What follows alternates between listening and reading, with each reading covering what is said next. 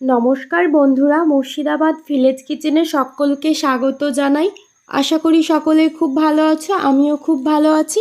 আজ আমি তোমাদের সকলের সঙ্গে শেয়ার করব ইলিশ বেগুনের একটি রেসিপি। এইটা কিন্তু খুব সহজেই তোমরা বাড়িতে বানিয়ে নিতে পারবে। তো চলো বন্ধুরা, রেসিপিটা শুরু করা যাক, আর দেরি করব না। তো ইলিশ বেগুন বানানোর জন্য আমি এখানে প্রথমে 1 কিলো ইলিশ মাছ ভালো করে ধুয়ে নুন হলুদ মাখিয়ে নিয়েছি। উনুনে কড়াই বসিয়ে দিয়েছি। কড়াইটা গরম হওয়ার পরে দিয়ে দিলাম সর্ষের তেল। তেলটাও আমার গরম হয়ে গেছে। এবারে একে একে মাছগুলো দিয়ে আমি একটু হালকা করে ভেজে নেব।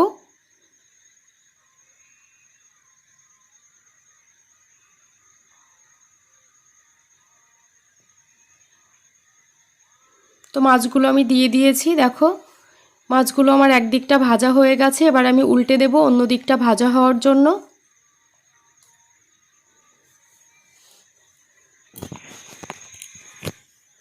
তো মাছগুলো সব উল্টে দিয়েছি অন্য দিকটা ভাজা হওয়ার জন্য। মাছগুলো আমার ভাজাও হয়ে গেছে। মাছটা কিন্তু খুব বেশি আমি ভাজিনি, হালকা করেই ভেজেছি। এবারে বাকি মাছটাও আমি ভাজা বসিয়ে দিয়েছি। তো বাকি মাছগুলো আমি ভেজে উঠিয়ে নিয়েছি, তোমরা দেখতেই পাচ্ছ। তো কড়াইয়ে আমি তেল দিয়ে দিয়েছি আরও কিছুটা পরিমাণ, তারপরে দিয়ে দিয়েছি ফোড়নে কালো জিরে। এবারে দিয়ে দিলাম একটা বেগুন। বেগুনটাকে আমি একটু লম্বা লম্বা করেই কেটে নিয়েছি। তো বেগুনটা দেওয়ার পরে হালকা একটু ভেজে নিতে হবে প্রথমে। এবারে দিয়ে দেব পরিমাণ মতো নুন, পরিমাণ মতো হলুদ গুঁড়ো।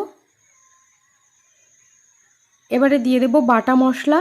এখানে আমি কাঁচা লঙ্কা আর জিরে বাটা দিয়েছি। তো মশলাটা দেওয়ার পরে একটু কষিয়ে নিতে হবে।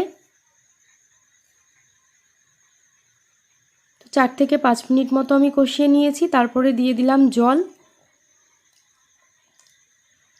এখানে আমি 2 গ্লাস মতো জল দিয়ে দিয়েছি। জলটা দেওয়ার পরেও একটু নেড়ে নিলাম।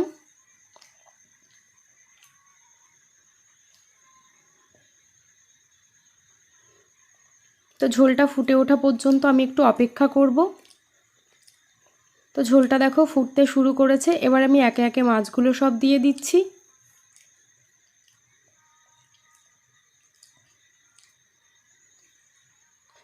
সব মাছগুলো দেওয়ার পরে একটা ঢাকনা দিয়ে ঢাকা দিয়ে দেব।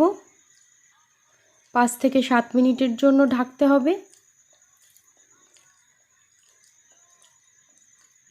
তো ফিরে এলাম 5 থেকে 7 মিনিট পরে। দেখো ঢাকনাটা আমি খুলে নিয়েছি। ঝোলটাও অনেকটা কমে গেছে। এই সময় একটু নুনটা চেখে দেখতে হবে নুনটা ঠিকঠাক আছে নাকি।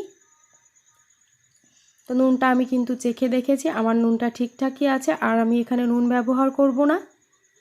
তো মাছের ঝোলটা কিন্তু আমার রেডি হয়ে গেছে। এবারে আমি নামিয়ে নেব। তো আমি নামিয়ে নিয়েছি। কত সুন্দর দেখতে হয়েছে দেখো বন্ধুরা। এটা খেতেও কিন্তু অসাধারণ হয়। খুব সহজ কিন্তু খুবই টেস্টি একটা রান্না, জিরে ইলিশ বেগুন দিয়ে। তো তোমরাও এইভাবে জিরে ইলিশ বেগুন দিয়ে করতে পারো। বাড়ির সকলেই কিন্তু খেতে খুবই পছন্দ করবে। আর আমার এই ভিডিওটা যদি ভালো লাগে, তোমরা যারা এই মুহূর্তে আমার ভিডিওটা দেখছো, তারা প্লিজ আমার চ্যানেলটাকে সাবস্ক্রাইব করে পাশে থেকো। সকলে খুব ভালো থেকো, সুস্থ থেকো। আজ এই পর্যন্ত, দেখা হবে পরের ভিডিওতে।